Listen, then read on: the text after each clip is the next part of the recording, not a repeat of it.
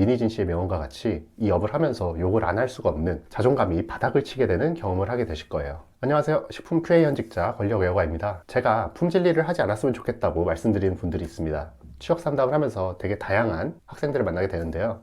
그 중에서 남에게 일을 시킬 수 없을 것 같은 분들, 또 자기 의견을 피력하지 못할 것 같은 분들에게는 다른 직무의 일을 고려해 보라고 말씀을 드려요. 오해하시면 안 돼요. 착해서 참고 사는 분들이 아니고 극도로 소심하거나 남의 말에 휘둘리는 분들이죠. 그런 분들께서는 미니진 씨의 명언과 같이 이 업을 하면서 욕을 안 할 수가 없는 자존감이 바닥을 치게 되는 경험을 하게 되실 거예요. 품질 직무는 기준을 토대로 남의 일에 간섭을 하는 부서예요. 생산, 시설, 설비 등 다른 부서들이 기준에 따라 잘하고 있으면 조용한데 못하고 있으면 가서 딴지를 걸어대니까 대체적으로 트러블이 많이 생기는 부서예요. 그래서 그 상황을 잘 풀어나가는 방법을 익혀나가는 게 품질 직무의 스킬이라고 할 수 있습니다. 식품 품질 직무에 관심이 있지만 아직 어떤 일을 하는지 잘 모르시는 분들께 품질 직무가 하는 일에 대해서 말씀드리는 영상을 준비해 봤습니다. 찍다 보니까 한 편의 영상으로 부족할 것 같아서 시리즈로 만들어서 설명을 드리려고 해요. 품질 부서에서 일을 하면 왜 다른 사람들에게 간섭을 하게 되고 트러블이 많이 생겨나는지 말씀드리도록 할게요. 오늘의 주제는 제조공정 관리입니다. 자사 제조공장이 있다면 품질 부서는 제조공장에 속해 있는 것이 일반적입니다. 그리고 그 공장에서 제조공정을 관리하는 업무가 품질 업무의 출발점이라고 할 수 있죠. 여러분들 해썹의 7원칙 12절차를 보시면 공정흐름도 작성이라는 단계가 있는 것을 아시죠? 자, 여기서 해썹이 뭔지 7원칙 12절차가 뭔지 모르거나 뭐였지 하시는 분들이 계신다면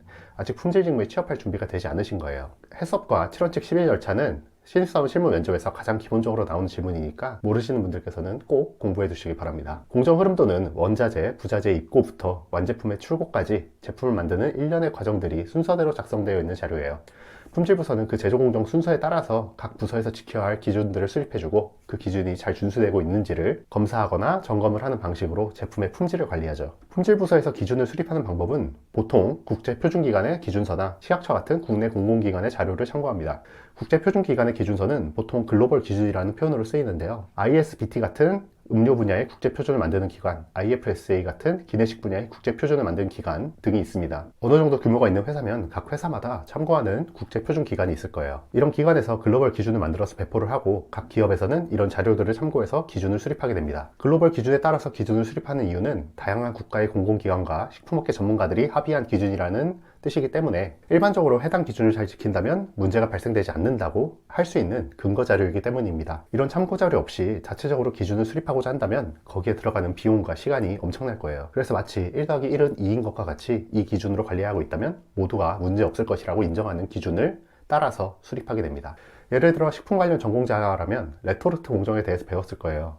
레토르트 공정의 중심 온도 120도씨 이상으로 4분 이상 가열해야 한다는 조건이 바로 전 세계적으로 통용되는 글로벌 기준이고 우리는 이 기준에 맞춰서 제조 공정을 관리하면 되는 것입니다. 그리고 국내 식약처와 같은 공공기관에서도 코덱스나 ISO 같은 국제표준기관의 자료를 참고해서 해썹 표준을 만들게 돼요. 그래서 품질부서는 이런 다양한 참고 자료들을 토대로 기준을 수립하게 되고 이 기준에 적합하게 제품을 제조하기 위해서 다양한 점검 항목들을 조합하게 됩니다. 자, 이렇게 기준을 수립하셨다면 이제 이 기준대로 제조가 이루어지고 있는지 확인을 해야겠죠. 이 단계가 바로 품질검사입니다. 일반적으로 입고검사, 공정검사, 출고검사로 나뉘게 되는데요. 이와 관련된 자세한 내용은 제가 별도로 만들어둔 영상이 있으니까 위에 링크를 참고 부탁드립니다. 제품을 검사하는 방법에는 이화학검사, 계측검사, 관능검사, 미생물검사 등을 수행할 수도 있고 성적서나 일지 확인과 같은 서류 확인을 수행할 수도 있어요.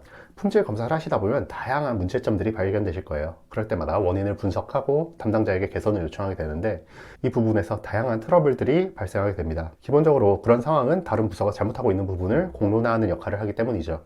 이런 상황 속에서 각 부서와의 적절한 타협점을 찾고 결국에 우리가 세운 기준에 적합한 방향으로 업무 개선을 이끌어내는 게 품질 부서의 역할이라고 할 수 있습니다. 품질 직무의 제조공정 관리는 끝이 없는 업무입니다. 제조하는 사람과 원부 재료가 계속해서 바뀌고 설비와 건물은 지속적으로 노후되기 때문이죠. 그럴 때마다 제품에 문제가 발생되지 않도록 기준을 다시 교육해주거나 수립해주고 그 기준에 따라 제조되고 있는지 지속적으로 확인을 해주는 게 품질 직무의 제조공정 관리라고 할 수 있어요. 오늘은 품질 직무의 업무 중 제조공정 관리에 대해서 말씀을 드렸는데요. 들으시면서 궁금한 점이 있으셨다면 댓글 남겨주시면 감사드리겠습니다. 다음 영상은 오디수검 업무로 찾아오겠습니다. 감사합니다.